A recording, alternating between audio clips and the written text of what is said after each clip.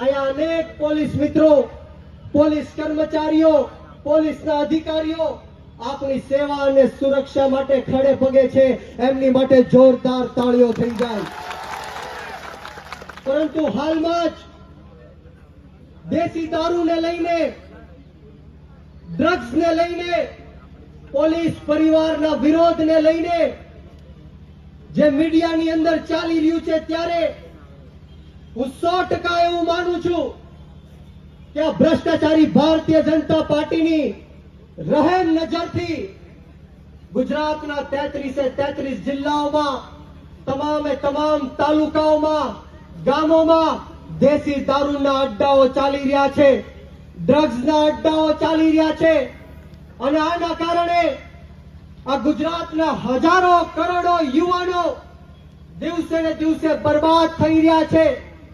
નાની નાની બહેનો વિધવાઓ બની રહી છે, નાના નાના બાળકો અનાથ બની રહ્યા છે, માતાઓ પોતાના બાળકો ગુમાવી દે છે. ત્યારે આ હર્ષ સંઘવી એવું કહે છે કે કાયદામાં રહેશો તો ફાયદામાં રહેશો. પરંતુ હર્ષ સંઘવી, તમે આ પોલીસને જ કાયદો તોડવા માટે મજબૂર કરો છો.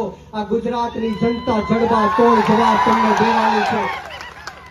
હું એક વાર નહીં, 1000 વાર કે જે પણ પોલીસના અધિકારીઓ દેશી દારૂ અડ્ડા ચલાવવા માટે બુટલેગરોને પ્રોત્સાહન આપશે, દેશી ડ્રગ્સના અડ્ડાઓ ચલાવવા માટે આ માફિયાઓને આગળ કરશે, એ અધિકારીઓના એક વાર નહીં, 1000 વાર બક્કલ અને પટ્ટા અમે ગુજરાતની જનતા ઉતારીશું.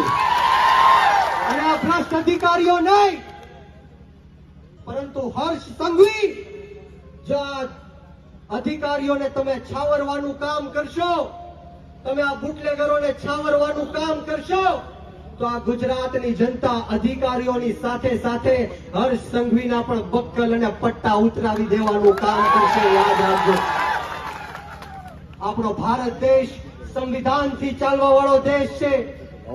આપણે કોઈનાથી ડરવાની કે ગભરાવાની જરૂર નથી.